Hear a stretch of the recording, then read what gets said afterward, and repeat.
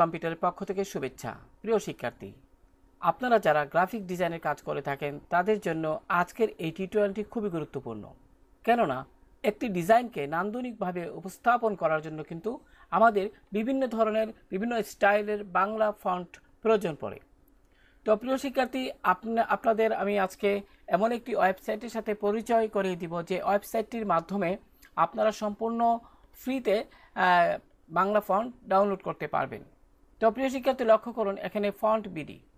আমি ভিডিও ডেসক্রিপশনে এই ওয়েবসাইটটির লিঙ্ক আপনাদের দিয়ে দেব।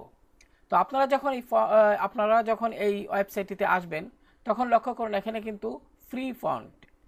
তো ফ্রি ফন্ট এখানে ক্লিক করলে অনেকগুলো ফন্ট দেখাবে যেগুলো আপনারা ফ্রিতে ডাউনলোড করতে পারবেন। এছাড়া প্রিমিয়াম ফন্টে যদি ক্লিক করেন তাহলে আরও কিছু ভালো ভালো ফন্ট আপনারা পাবেন, কিন্তু এগুলো কিন্তু কিনতে হবে।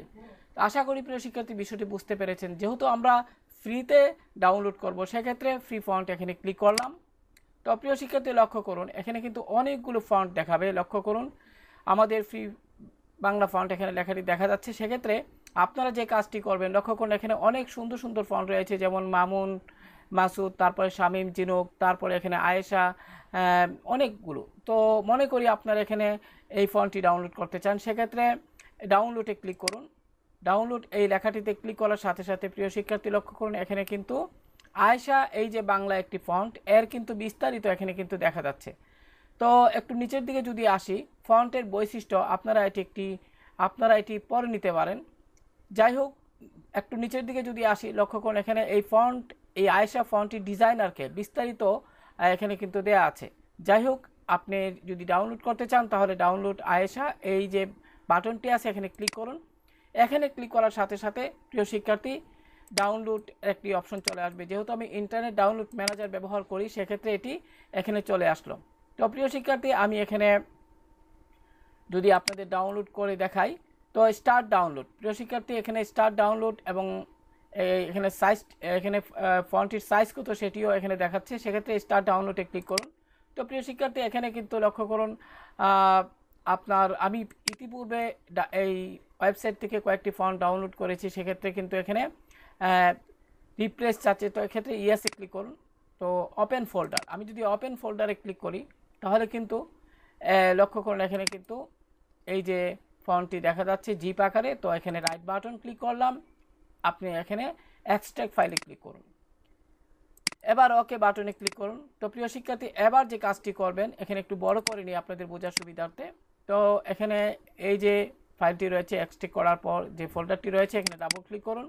এবার মনে করি আপনি বিজয় বায়ান্নর মাধ্যমে এই ফন্টটি ব্যবহার করতে চান, সেক্ষেত্রে বিজয় বায়ান্ন এই ফোল্ডারটিতে ডাবল ক্লিক করুন। এবার লক্ষ্য করুন প্রিয় শিক্ষার্থী এখানে ফন্ট দেখা যাচ্ছে। সেক্ষেত্রে আপনি দুইটাকে একসাথে সিলেক্ট করে, এখানে দুই রকম, একটি হলো ইটালিক আর একটি হলো নর্মাল। সেক্ষেত্রে দুইটাই আমাদের প্রয়োজন হতে পারে, তাই আমি দুইটাকে একসাথে সিলেক্ট করে রাইট বাটন ক্লিক করে ইনস্টলে ক্লিক করলাম। তো প্রিয় শিক্ষার্থী, এখানে কিন্তু ফন্ট দুইটা ইনস্টল হয়ে গেল। তো প্রিয় শিক্ষার্থী, এখানে মনোযোগ দিয়ে খেয়াল করুন এখানে ফন্টের নামটা কি। এখানে আয়েশা, তো এখানে বানানটা ভালোভাবে দেখবেন, AYSH। তো আমি যদি একটু ফটোশপে যাই প্রিয় শিক্ষার্থী, এবার টাইপ টুলে ক্লিক করলাম। এবার যদি এখানে আমি টাইপ করি আয়েশা, FN আয়েশা, আমি এখানে লক্ষ্য করুন প্রিয় শিক্ষার্থী এখানে কিন্তু বাংলা দেখা যাচ্ছে আইকনটি অর্থাৎ বিজয়ের। তো আমি এখানে ইংরেজি করে নিচ্ছি। তো প্রিয় শিক্ষার্থী, এখানে যে কাজটি করবেন এখানে পুনরায় আপনি টাইপ করবেন আয়েশা। লক্ষ্য করুন এখানে কিন্তু FN আয়েশা বিজয় বায়ান্ন লেখাটি দেখা যাচ্ছে। সেক্ষেত্রে এন্টার প্রেস করুন কিবোর্ড থেকে। তারপর যে কাজটি করবেন এখানে ফন্টের সাইজ 47 পিটি বর্তমানে আছে, আমি দেখি একটু টাইপ টুলে ক্লিক করে। এবার যদি ক্যানভাসটিতে ক্লিক করি, লক্ষ্য করুন শিক্ষার্থী এবার কিন্তু এখানে আপনারা একটি কাজ করবেন, অর্থাৎ আপনারা যখন ফটোশপে টাইপ করবেন কোনো ক্যানভাসের উপর, খেয়াল করবেন এখানে ক্যানভাসের যে কালারটা অর্থাৎ আর্টবোর্ডের যে কালারটা আর এখানে কালারটা যেন এক না থাকে। অর্থাৎ আমার আর্টবোর্ডের কালার বর্তমানে সাদা আছে, সেক্ষেত্রে যদি এখানে সাদা থাকে তাহলে কিন্তু আপনি টাইপ করলেও বুঝতে পারবেন না। তো তাই যেটি করবেন, আর্টবোর্ডের কালার যদি সাদা থাকে সেক্ষেত্রে আপনি এখানে ক্লিক করে ব্ল্যাক করে নেবেন। তারপর ব্ল্যাক করলে এখন টাইপ করুন। তো তার পূর্বে অবশ্যই প্রিয় শিক্ষার্থী এখানে বিজয়ের যে আইকনটি সেটি কিবোর্ড থেকে কন্ট্রোল অল্টটা একসঙ্গে চেপে ধরে বি চাপুন। এবার আপনি এখানে টাইপ করুন, আমি এখানে টাইপ করলাম। ঠিক চিহ্ন দিলাম, এবার মুভ টুল দিয়ে সুন্দরভাবে এখানে সেট করলাম। তো প্রিয় শিক্ষার্থী, আশা করি যারা বিভিন্ন ডিজাইন তৈরি করার ক্ষেত্রে বাংলা ফন্ট খুঁজতেছিলেন, আজকের এই টিউটোরিয়ালটি থেকে আপনারা আশা করি উপকৃত হবেন। তো প্রিয় শিক্ষার্থী, আজকে এতটুকু, ভালো থাকুন সবাই, আল্লাহ হাফেজ।